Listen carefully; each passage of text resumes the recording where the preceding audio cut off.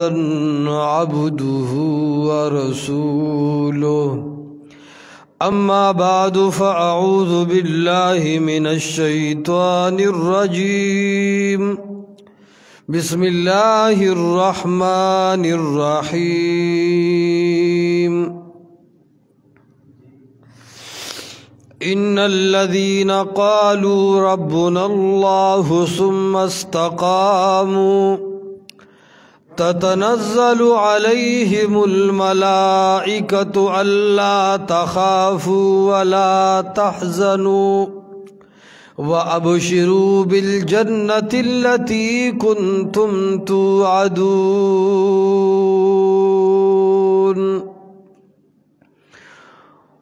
وقال قائدنا الأعظم رسول الله صلى الله عليه وسلم: المرء مع من أحب، أو كما قال رسول الله صلى الله عليه وسلم: إن الله وملائكته يصلون على النبي يا أيها الذين آمنوا صلوا عليه وسلموا تسليما. درود شریف اللهم صل على محمد وعلى آل محمد كما صليت على إبراهيم وعلى آل إبراهيم إنك حميد مجيد. اللهم بارك على محمد وعلى آل محمد كما باركت على إبراهيم وعلى آل إبراهيم إنك حميد مجيد.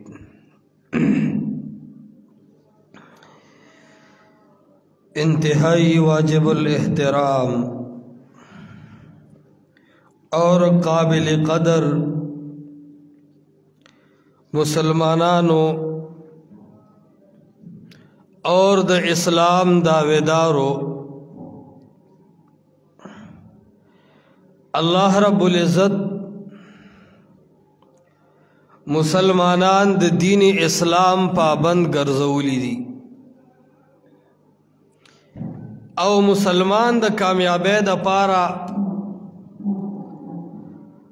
الله رب العزت اول چې کوم اصول مقرر کړی دي هغه اصول ته وایي اصول د ایمان، چې مسلمان ته کم مقام او کم مرتبه الله ورکړی ده، د دې اصل وجه د ایمان، چې مسلمان با ایماندار وي، مسلمان با په الله باندې مین وي،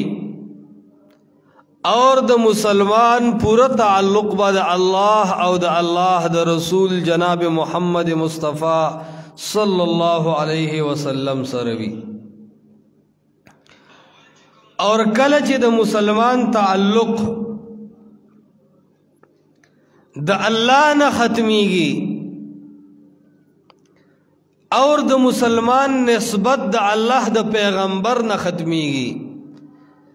دا انسان بیا مسلمان مؤمن او ایماندار نه پاتې کیږي. دیو جن قرآن همیشه چې د عمل تذکرہ کوي نو ټولو نه اول قرآن وی ایمان راوړی، والذین آمنوا وعملوا الصالحات، چا چې ایمان راوړو عمل نیک وکړو نو الله بدل اجر ورکړي. ایمان لومبنی شرط دی، اور ایمان دا د مسلمان بنیادی شرط دی. دیو جن د قرآن طرز چې ګوره، د قرآن انداز چې ګوري نو قرآن اول ایمان ذکر کوي بیا رستو عمل ذکر کوي. دا د دې دلیل دی چې عقیدی اصلاح اول دا، دویم نمبر کې چې دی نو هغه بیا اعمال دي. ان الذین آمنوا، بشک هغه خلق چې اولی ایمان راوړو، وعملوا الصالحات اور بیا یې نیک عملونه وکړل. کله چې سړی ایمان روړي د دې مثال داسې دی لکه بینک کې چې د اکاونټ کولاو کو اوس چې پکې څومره پیسې اچې نو هغه به جمع کېږي او تا ته به واپس میلاویږي. که یو سړي ایمان نه دی راوړی او عملونه کوي دته هیڅ اجر او ثواب په هغې نه میلاویږي، ځکه د بینک اکاونټ نه دی جوړ کړی. د دې ټولو اعمالو مثال په شان د یو زیرو د یو صفر دی. که یو سړی صفر وکړي نو صفر څه معنا لري؟ نه لري. دویم صفر وکړي، دریم صفر وکړي، لس صفران وکړي، لیکن تش صفر تش زیرو هیڅ معنا نه لري. خو چې کله اول ایک ولیکي نو د هغې نه بس چې یو صفر وکړي نو 10 شو، چې دویم صفر وکړي نو 100 شو، چې دریم صفر وکړي 1000، چې څلورم صفر وکړي 10000. نو د دې ایک نه بعد د صفر یو مقام دی، دقسې د ایمان نه بعد د عمل یو مقام او یو مرتبه ده. چې مسلمان دی به اول ایمان راوړي، مسلمان به زړه اول الله رب العالمین ته متوجه کوي، دې زړه کې به د رب العالمین مینه پیدا کوي. کله چې ایمان راوړو بیا په مونځ باندې الله دله ځان له اجر ورکوي، په حج ځان له، په زکات ځان له، په روژه ځان له. خو لومبنی څیز د ایمان، په الله اعتماد، په الله یقین، د هر څیز حاجت روا، د خپل هر مشکل کشا، د خپل هر پریشانی حل کوونکی به یو الله ګڼې دی ته وایي ایمان. نو ایمان اولنی څیز دی او نن مسلمان ته دا ایمان بالکل مفتو کې ملاو دی. په ایمان باندې مونږ مسلمان قوم نه یو ګڼېدلی، بس د پیدا شوي د مسلمان په کور کې یو، غیر مذهبي دلته کې نشته. بس چې ګورې نو ماحول د ایمان نن مونږ ته جوړ دی. بهرحال عرض مې دا کو چې ایمان دا اکا اولنی څیز دی چې په دې باندې د نیکو او د اعمالو مدار دی. که چېرته کې ایمان نه یو نیکی د الله په دربار کې قبلیږي، ورنه اسې خو دا ښه اخلاق د یو بل سره منډه ترړه ګاونډګیري یو څو بل څه دا غیر مذهبه خلک هم کوي، اغیم د دې څیزونو ډیره پابندي کوي، لیکن ایمان ورکې نشته. الله رب العالمین د هغې د اعمالو هیڅ قسم مقام او هیڅ قسم مرتبه نه ده مقرر کړې. دې وجه نه تاسو چې وګورئ الله چې امداد کوي نو د ایمان په زور باندې کوي، او الله چې عذاب راولي او سړی کمزوري کوي نو غټو وجو نه یو وجه هغې کې د ایمان کمزوري. ایمان چې کله مضبوط شي سړی عقل ته نه ګوري، د رب العالمین حکم ته ګوري. سیدنا موسی علیه السلام مقابله راله د فرعون سره. فرعون د موسی علیه السلام مقابله کې ساحران را جمع کړل، جادوګران را جمع کړل. کله چې را جمع کړل نو موسی علیه السلام سره هیڅ نو سوا د یوې امسا نه. اوس عقل دا وی چې کله تا سره لاس کې صرف امسا ده او ته د اجدهاګانو مارانو منځ کې ګیرې، نو عقل سوی چې امسا وغورځوه که مضبوطه ونیسه. عقل دا وی چې امسا کلکه ونیسه، غورځوی ما، لیکن الله ورته فرمایي الق ما فی یمینک، لاس کې چې دې څه دي اے موسی علیہ السلام دا وغورځوه. دا اوس خلاف العقل کار دی، لیکن رب العالمین د طرف نه حکم دی. نو د موسی علیہ السلام ایمان دی په خپل رب باندې، نو فوراً د عقل خبرو ته ونه کتل اور هغه امسا یې وغورځوله. چې ویې غورځوله نو قرآن وی فاذا هی ثعبان مبین، الله د هغې نه یو مار جوړ کو او د هغه جادوګرانو هغه ټول ماران یې وخوړل، او هغه جادوګران په دې پوه شو چې زمونږ دا سحر دی، دا چلول دی، دا د رب مخالفت دی، او موسی علیہ السلام سره چې کوم دی نو دا معجزه ده، دلیل دی او برهان دی. او دلیل ویم دی ته چې مقابل تسلیم کی. نو الله رب العالمین موسی علیہ السلام ته کامیابی ورکړه. پس وجه ورکړه د ایمان د مضبوطیا د وجه. عقل وی چې امسا مغرزوه دا ماران په مړکا، الله ورته وی امسا وغرزوه دا رب یې ومنل، الله کامیابی ورکړه. نو ایمان معنا او مطلب دا دی چې کله د سړي ایمان مضبوط شي بیا سړی په رب باندې اعتماد کوي، بیا د انسان توکل پر رب باندې. لیکن نن چې دا مسلمان پریشان دی، حیران دی، غټه وجه د دې دا ده چې په رب باندې مونږ صحیح ایمان راوړلی نه دی. د رب تابعدار مونږ جوړ شوي نه یو، د رب په لار او د رب په حکم باندې نن مسلمان روان نه دی. کله که مسلمان د الله په حکم او د محمد مصطفی صلی الله علیه وسلم په طریقه روان شو، د الله پورا امداد به د سره. موسی علیہ السلام دی پر رب اعتماد دی،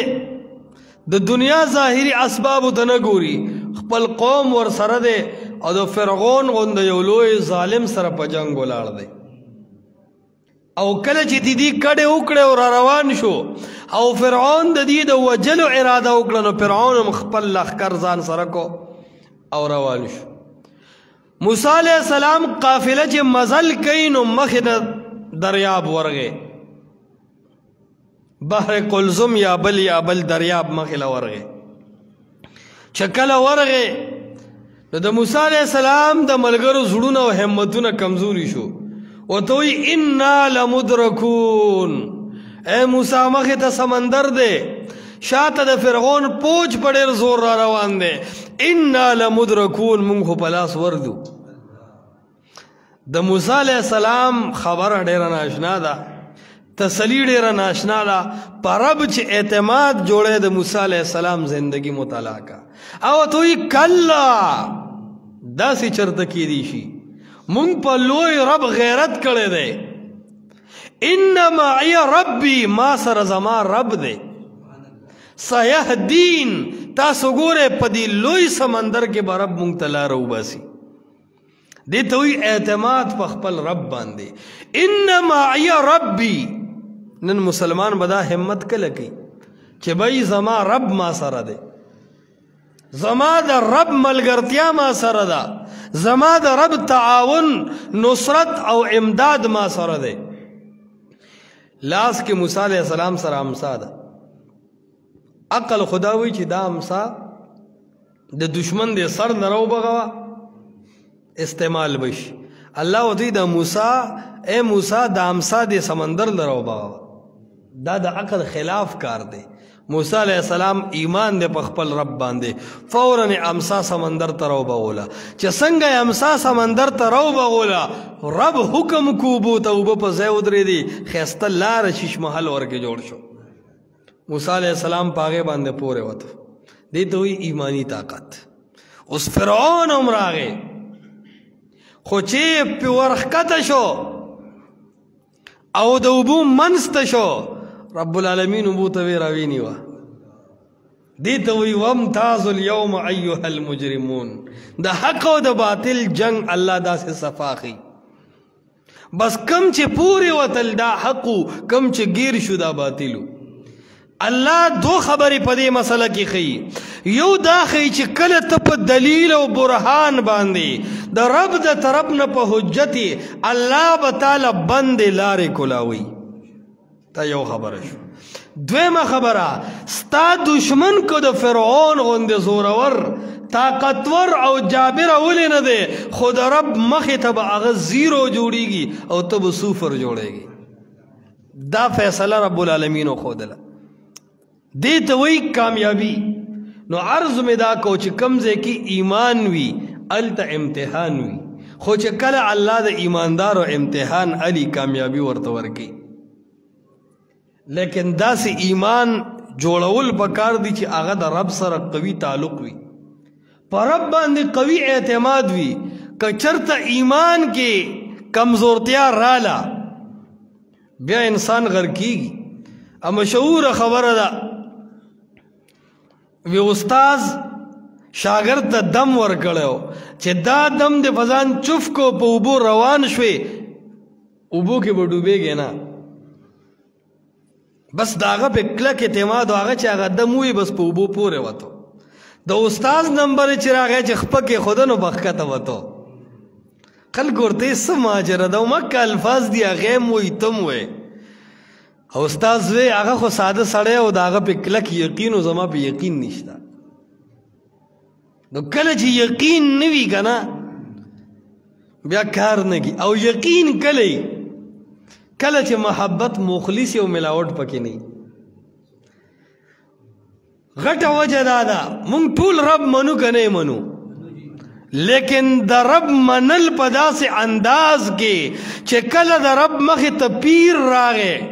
یو خوا رب دے بل خوا پیر دے یو خوا رب دے بل خوا بابا دے یو خوا رب دے بل خوا علی حجویری دے یو خوا رب دے بل خوا لات منات عزا و حبل دی یو خوا رب دے بل خوا د معاشره رسم و رواج دی یو خوا رب دے بل خوا خزدا یو خوا رب دے بل خوا کلی دے دا سے ٹیم کے چتا رب امنی کلی پری دے درگاہ پری دے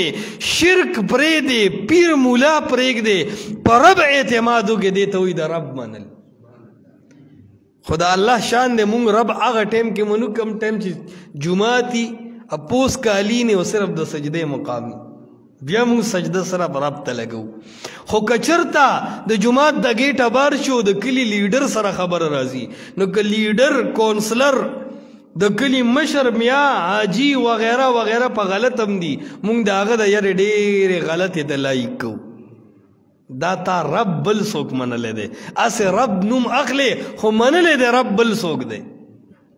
عرض مې دا کو رب په صحیح معنو باندې منل چې د رب سره ملاوټ ونه کې بیا د الله امداد راځي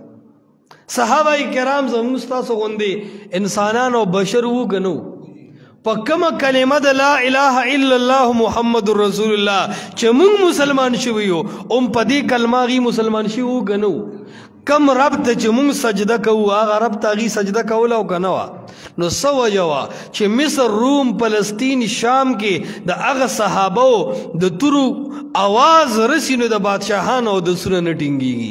او نن دک فلسطین دی د مسلمان د خور لور سره هغه سکی چې نه ویلو دي نه دا اوریدو دي سو وجه ده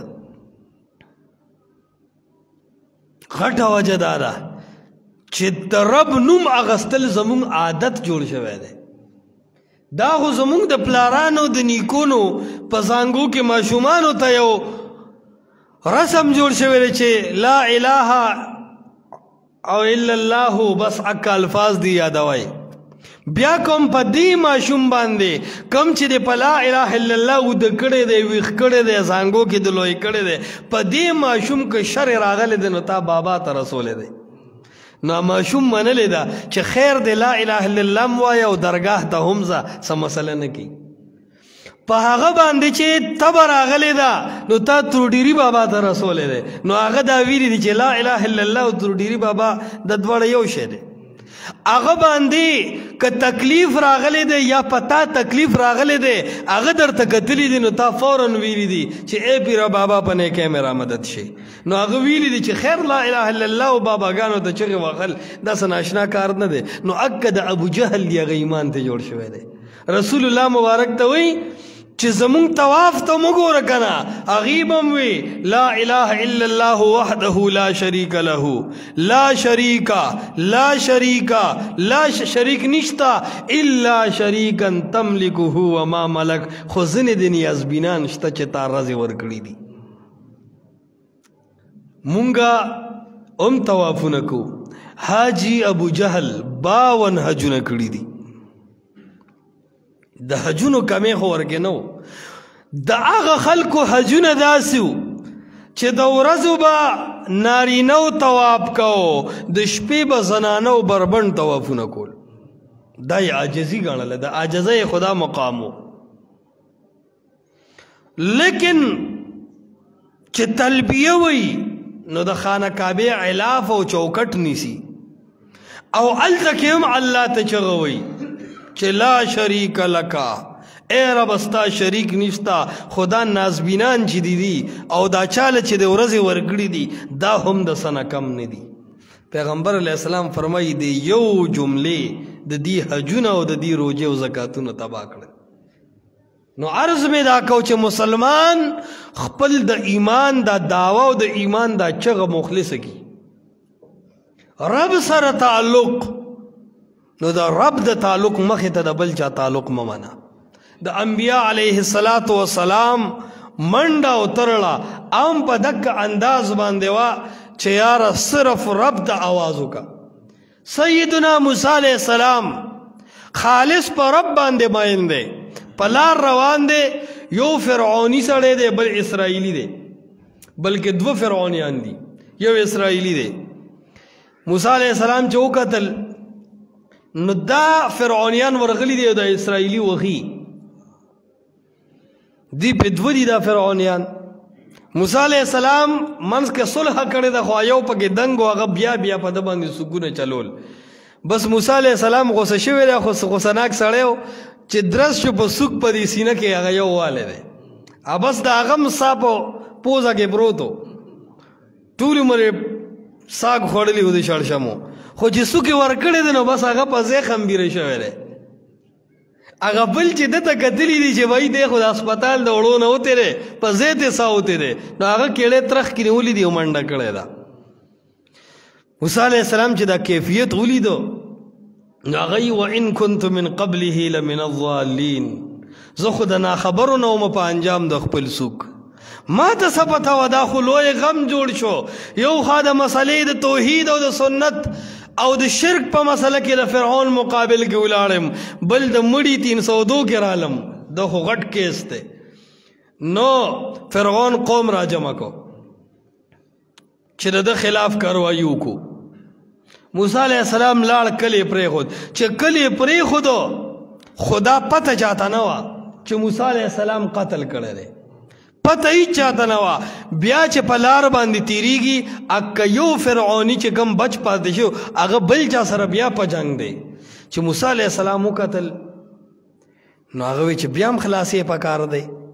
نو چې څنګه دا وی مه کوئ جنگ، نو خو یېرېدلی و. هغه ورته وي ښه پرون چې د څنګه وجل کړي اوس کې په ما دې هم کلمه تېره کړې ده. دا ټکي چې وي اتريد ان تقتلني کما قتلت نفسا بالامس، ما هم داسې وجنې لکه پرون چې د یو بل څوک وجلی و. ته خو خلاصي کې سړی په اډت دي سودری داسې کې. نو چې دا ټکي ووې نو موسی علیہ السلام خو زر رسته شو، خو دا خبره خوره شوه چې ښه هغه رس دا مرګ دې سړي کړو. نو خبره فرعون ته لاړه. فرعون وی ای خلقو دا خو داسې سړی راغلی دی چې په څوک یو وجنې نو د هفته کې ټول ختموي. نو هغې ووی چې د ده علاج دا دی چې دې قتل کا.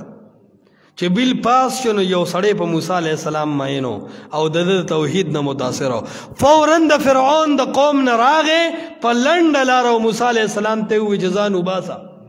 ستا د قتل اراده فرعون کړې ده، وجنې دي او 2 کیسونه په تا باندې د مرګ هغه یادوي. موسی علیہ السلام پوه شو، فخرج منها خائفا یترقب، بس کلی پرېښود او مدین ته روان شو. چې کله مدین ته لاړ نو هلته موسی علیہ السلام ګوري چې څه قوم دی هغې بیزي اوبه کوي، کورونو ته اوبه وړي، خو په ورخ کې یو غټ کاڼی ایښی دی. بس هر سړی چې کم دی نو هغه کاڼي ځای ته ورځي او بیزي اوبه کوي. 2 جینکې ولاړې دي، لاس کې منګې هم دی او ورسره 2-3 ګډې او بیزي هم دي. خو دا جینکې ډېرې حیادارې دي، دی د کځې ته د سړو تلی نه شي او هغې کاڼی ایښی دی، هغه اوبه ځي نه. موسی علیہ السلام چې وکتل نو پوه شو چې یاره دا خو هر ځای ظلم دی. کله چې سړي کې د حق جذبه سره شي بیا خلک ډېر وایي جي ګزاره کوه، جي فالیسي کوه، جي ټیم پاس کوه. ته د نور مولانو ته نه ګورې د یو سقاط صفتو کې په یو مړي کې جانماز د جنازه کې میلاو شي، په سقاط کې هم د ته 200 روپۍ میلاو شي، د جمعې د شپې خیرات هم نغد شي، ومه او کلیزه دې هم خدای یاد ساته، 40 هم نغدي. ټول کال په یو مړي باندې مولا مزې کوي. پنجپیري استاز د مازغو د کار پرېښی نه دی، غلی نه شي کېناستی. خو هغه وایي چې نه حق به ویل غواړي. نو موسی علیہ السلام چې وکتل پوه شو چې یو کیس خو دی هلته په سرجه دی، خو دلته هم شنې جګړې لرالې. نو بس هغه خو الله ورته صحت هم ورکړو کاڼي ته لاس کو کاڼې غونډې قبیلې په شریک اوچت کړو دی ورخ کېږو موسی علیه السلام وی بچی ته چې اواز وکړو نو خلک هم داسې وترې په اوږو موږو یې و ټول یې ورخ ته وغورځول ګټ ته لاس کو خو چې الله اکبر یې کو نو ګټې اوچت کو اوبه کولاو شوې جنکو وی یو مضبوط نوجوان راغلی دی ورخ کولاو شو هغې زر بیزې مو اوبه کړې منګي هم ډک کړو کور ته لاړې دا د شعیب علیه السلام لوڼه وي کله چې لاړې پلار ورته وی ای لوڼو نن د وخته رالی څه وجه ده ورته وی بابا جانه وجه ډېره غټه ده کومو جابرانو چې به موږ له اوبه نه راکولې هغه ناست یو نوجوان راغی چې کاڼي ته لاس کو ټولې په اوږه وول اوبو راغرول موږ منګي هم ډک کړو اور اوبه م هم راوړې شعیب علیه السلام سوچ کې پرېوت چې دا څوک دی ورته وی بچو سبا چې کله اوبه راوړې دغه نوجوان په سترګو کې واخله وی ساره ورته ووایه چې زما بابا جان دی غواړي موسی علیه السلام سره خو نه کور شته مدین دی نه پیسې شته نه د آرام سزې شته تش تور دکه سه ولاړ دی بیا هغه جنکې د شعیب علیه السلام لوړه رالی او قرآن د هغې د راتلو تذکره کوي تمشي علی استحیا داسې را روانې وي چې په حیا باندې سورې را روانې وي سر نه تر خپو حیا د انجیوز جنکې نه وي چې په لاره یې خاندل د انجیوز او د لاډ میکالې د قانون د تعلیم جنکې نه وي چې سره د لباسه بربنډې وي داسې د سکول والا جنکې نه وي چې هر اندام یې ښکارلی شو قرآن وایي تمشي علی استحیا تا به وي که حیا لاندې ده او دا ښځې پرې روانې دي داسې پوکره کې بندې رالی او موسی علیه السلام ته یا فتا ای ځوانه چې موسی علیه السلام وکتل نو وی چې دا خو جنکې دي دي ته څوک خبرې کولی شي نو سر موسی علیه السلام کته کو ورته وی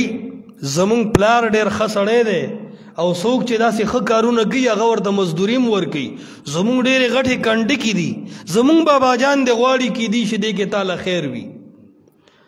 موسی علیه السلام اخوا مخ کو ورته وی تاسو د کم ځای مونږ د پلانکي ځای د پلار هم څه نوم دی وي شعیب چې دا ټکي ووی نو موحد خو یو بل پیژني که نه موسی علیه السلام ورته وی د تلو طریقه به داسې چې تاسو مخکې یو زه رستو یم نو ډیر ګمانونه د خلکو راتلی شي چې وګوره دی خو په لار دی ښځو ته ګوري موسی علیه السلام هوښیار سړی و د نظر د حفاظت او د خلکو د بدنامۍ نه بچ کېدو دپاره هغې ته وایي زه به مخکې شم تاسو راپسې شئ وایي په لار چې زه غلطېږم نو تاسو آواز کوئ نو زه به بل طرف تاوېږم موسی علیه السلام مخکې دی د شعیب علیه السلام بچیان یې ورپسې دي چې څنګه کور ته ورسېدل نو پلار د لوڼو نه تپوس کوي وی دې نوجوان سره مسافر څنګه وشو ځوان کې کمال څه شی دی حیاداري ځوان کې کمال دا دی چې دی حیادار وي سپی او خنزیر نه وي چې په کلي کې په محله کې جینۍ د ده د لاسه په لار نشي تللی ځکه هوښیاران وایي کله چې ته په لار باندې روانې ستا د کلي او ستا د ګاونډ او ستا د محلي جینۍ د دې د وجې ودرېده چې ستا د ضرر نه ویرېده یاد ساته تا نه د ځنګل د بیابان خنزیر ډېر غوره دی تا کې او درنده کې فرق څه شو که لار باندې خنزیر او زمری ولاړ دی ام خلک د هغه د یرې نه نځي نو خو خنزیر دی چې چل کوي اوس ظالمه نوجوانه ستا په داسې ځوانۍ باندې لعنت شه ستا کې او خنزیر کې فرق څه شو چې نن ستا د یرې نه هم حیادارې زنانه په لار تګ نشي کولی حیا او عفت د ځوان ښایست دی ډېره مزه کوي هغه ځوان چې هغه په خپله ځوانۍ باندې کابو وي ډیره مزه کوي او ډیره د فخر خبره ده د هغه ځوان دپاره چې ځواني هم شته خو بیا هم د خور او د لور او د پردی تور سرې د حیا او د عزت تمیز کولی شي بهرحال هغې ورته وي بابا جانه د ده خو د تلو انداز ډېر ناشنا و موږ نه مخکې وی چې غلطېږم آواز راکوئ تاسو ځان نه مخکې کوم بیا ډېر وخت څه وخت د شعیب علیه السلام ګړې اوسه راولې خو دکه ټیم کې په ده باندې لوږه راغله نو موسی علیه السلام وی رب انی لما انزلت الی من خیر فقیر رب اوږې یم تږې یم بې کوره یم کلي مې پرېښی دی رب تا د طرف نه که ماته څه میلاو شو فقیر رب زه ورته محتاج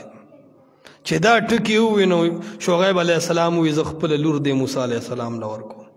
ښځم ورته میلاو شوه کورم ورته میلاو شو ولې رب ته آواز وکړو ربي ای زما ربه په یا ربي آواز سره ورته الله بیبیم ورکړه الله رب العالمین ورته کور هم ورکو الله ورته امن او خوشحالیم ورکړه عرض مې دا کو ایمان چې مضبوط وي بیا د رب العالمین د طرف نه انسان ته کامیابی هم حاصلیږي اور انسان د رب العالمین محبوب هم جوړیږي لیکن نن د مسلمان ایمان هغه دومره کمزور مرتبه ته رسیدلی دی چې مسلمان په خپل ایمان باندې د الله نه سوال هم نشي کولی د صحابه کرام رضوان الله تعالی علیهم اجمعین ایمان چې واورې ایمان چې مطالعه کې عقل به حیران شي صحابه کرام دی چې کله په فارس باندې حمله کوله نو کلی فتح کړل کم ځای کې چې بادشاه اوسېدو اک کلی ته هم صحابه ورسېدل چې کله صحابه هغه کلی ته ورسېدل بادشاه قوم راجمع کو وایي څه خبر یې د مکې او د مدینې نه هغه د لا اله الا الله آواز والا خلق آخو په فارس کې زما تخت هم را رسیدونکي دي کیږي بسو هغې ورته وایي بادشاه وقت اس غم مکوه مونږ جنگ کولی شو مونږ دا خلک په خپلو تورو سمولی شو بادشاه ورته وایي جذباتي خبرې مه کوئ دا قوم چې کم ځای تم تللی دی فتح یې د خپلې تورې په سر باندې راوړې ده دا خبرې دی کوي مشورې کوي په دې کې یو صحابي راغی مذاکراتو له بادشاه کور کې دی او صحابي رادن نشو چې رادن نشو اجازت نه غواړي په خر باندې سور دی ما ته توره ورسره ده یویش پورې پیوند دی مخې ته په سینه کې په لمنو پورې لګېدلي دي ګرونجې ویښتو والا دی خپل خر یې د بادشاه تخت پسې وتړه او نیغ تخت ته وختو چې وختو دی کې بادشاه د کور نه رابار شو چې وی قتل ډېر غوسه شو وی دا د خړو جامو والا دا د شلیدلو جامو والا دا د ګرونجې ویښتو والا دا د نهرې خېټې والا خلک زما تخت ته خیږي دی ورته وایي بادشاه سلامت زه ستا د خبرې په سوچ کوه ستا یو خبره ریکارډ کیږي او لیکلي کیږي د ژبې نه دې داسې یو خبره ونه خیږي چې ستا د ژبې یو جذباتي خبره د دې ټول کلي دپاره د وینو تویېدو سبب وګرځي بادشاه پوه شو ورته وایي څه به کیږي بادشاه ولاړ دی صحابي رسول د بادشاه په تخت ناست دی او اډر ورته جاری کوي اسلم تسلم رب ته غاړه کېده د لات منات عزا او هبل په نوم باندې نظر مناونکیا او د هر درگاه دپاره شالونو غوړونکیا صرف رب ته غاړه کېده اسلم تسلم بس د رب تابعدار شه بادشاه وی چې یاره داسې چرته کولی شم لات منات غوزه او هبل پرېږدم دا خو الله به منم خدا منم ساده ګل دی چا ویلي که نه وي د الله نوم خوږ دی که دا ګوړه خوږه ده هغه ویلي و د الله دې نوم کې شک نشته خو دا ګوړه هم ځان ته څه وایي نو ده وی چې یاره بس رب هم منم خو ګورې دا د پلار نیکه طریقه نه شم پرېښودی بیا ورته وایي چې دا نه کې نو د قرآن خبره ده حتی یعطوا الجزیة عن ید وهم صاغرون، سر بخکته ساته او ټیکس به زمونږ ځای ته رارسې. عمله ګوري چې زمونږ په دې بادشاه څه شوي دي، دا څوک ورته لګیا دی. هغه وایي که دا نه کوم اتوره ما ته راوباسلې، بیا تا سره زمونږ اعلان جنگ دی، یا به زمونږ د کپرونه د بدن نه دا سرونه الوزي، یا به صرف ته موجودی، یا به ستا په دې بادشاهۍ مقام کې د لا اله الا الله وازونه اوچتو. چې دا خبره وکړه راکوز شو، پړې کولاو کو، په خر باندې کېناستو ولاړ. بادشاہ ډېر هوښیار و. بادشاہ وایي څه وایې؟ هغې وایي چې بیا هم جنګ کوو. بادشاہ ورته وایي ای زما قومه، ستاسو نظر د دې سړي په توره دی، خو زه دې تورې ته نه ګورم، د دې تورې شاته چې کوم لاسونه او کومې منګولې دي زما نظر په هغې باندې دی. ښه دا ده چې مسلمانېږو. بادشاہ ښه تولیږو او د پارس هغه خلکو ته یې وویې چې راځئ زه مسلمانېږم، زه تاسو سره د جنګ کولو والا نه یم. عرض مې دا کو صحابه کرام د ایمان معیارو دا ولیو، وجه دا و د هغې ایمانونه مضبوطو، د هغې زړه کې د ایمان جذبه وه، هغې زړه کې الله د حق محبت یې ښیو.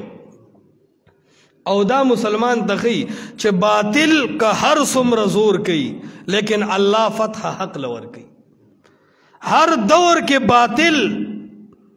د حق د رکاولو دپاره هزار ها منډې وي، لیکن الله ایمان والا او صحیح مؤمنان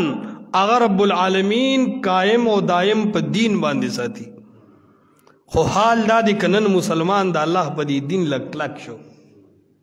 نن که مسلمان لږ د عبرت او د سوچ په نظر باندې خپل ځان ته وکتل. مونږ ولیدل په دې نږدې دور کې کم باطل چې به چغې والې چې یره اشاعت والا ورپسې مونځ نه کېږي، د دوره مدارسو فتوا ده.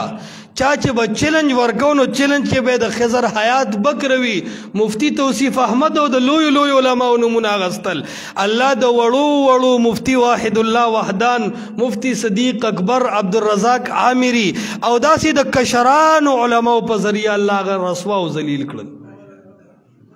دا وجه ده چې الله رب العالمین د حق امداد کوي، د حق تعاون کوي. لیکن کله چې خلق د حق سره مینه کوي دغه خلق هم الله هغې سره اوچت کړي او بالا کړي. اسلام اسم کامیاب دین و،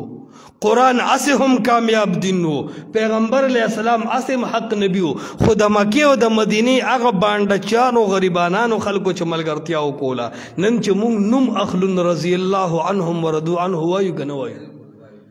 نن رب ویلی دی اولئک هم الراشدون، دا ډیر هوښیار خلقو. نن رب وی اولئک حزب الله، دا د الله ډله وه. نن رب فرمای اولئک هم المفلحون، دک خلق کامیابو. رونو ایمان، عقیده، عمل، دین، دې سره به مسلمان ځان یوځای کوي. که ستاسو یاد شي پخوا به نشتلیانو د باچا خان بابا دور کې یو خبره کوله ډېره د کار، وی راځئ یو کیږو که نه روکیږو. ویلی به جي که نه به وی یو کیږو که نه روکیږو. نن مسلمان ته هم دا پیغام دی، اے مسلمان یو کیږو که نه روکیږو. غیر رالل پر رنگ رنگ جنڈو طریقوں سرے مسلمان فرقہ فرقہ کو جدا جدائے کو دا ہر سڑی زان لا یو لیبل دے آغا دا بل مسلمان نہ جدا پا یو صف کے اولاد مسلمانے پا اتیش قسم ٹکڑوں کے تقسیم کو. او دا اتحاد و اتفاق صرف یو لارا پاتے دا. سوک بوئی چھ زما پارٹی با منے نو کام علا با اتفاق کو، سوک بوئی زما لیڈر با منے علا با اتفاق کو، مولان ہوئی چھ زمون اکابر با منے علا با اتفاق کو. زوم دا طول خبری اختلافی دی، دا پریک دا قرآن و حدیث اتفاقی دی. قرآن و حدیث باندے یو کے دل پکار دی. دا عوام کو با قرآن و حدیث باندے متفق شو نو مسلمان یو دا سے قوم دے چھ دا کم خلق نند مسلمان پا کپرو لوبے کئی. واللہ کا دے مسلمان اتفاق کو دا خلق بمونگ تا گوتا پا خلا و حیران شی. مسلمان یو داسې طاقت دی خو د خپل زور نه دی خبر د مسلمان مثال د اس دی خلک وایي د اسپو د غوانو ته به د قیامت په ورځ د خپل طاقت پته لګي مسلمان ستا ډېر لوی طاقت دی خو ته یې په بل څه مبتلا کړی څومره لوی قرآن دی د هر حکم ناشنا انداز کې بیان کوونکې د مسئله توحید ناشنا نصاب قرآن دی په کومه طریقې ستانه اغستی دی څه په ځان پوهېږي چې پوهېږي نو دنیا به دې ورانه کړي رونو قرآن او حدیث د پیغمبر علیہ الصلوۃ والسلام صورت او سیرت دا خپل اول پکار دی الله رب العالمین دې اول ما ته را پسې تاسو له عمل کولو توفیق راکړي اقول قولی هذا استغفر الله لي ولكم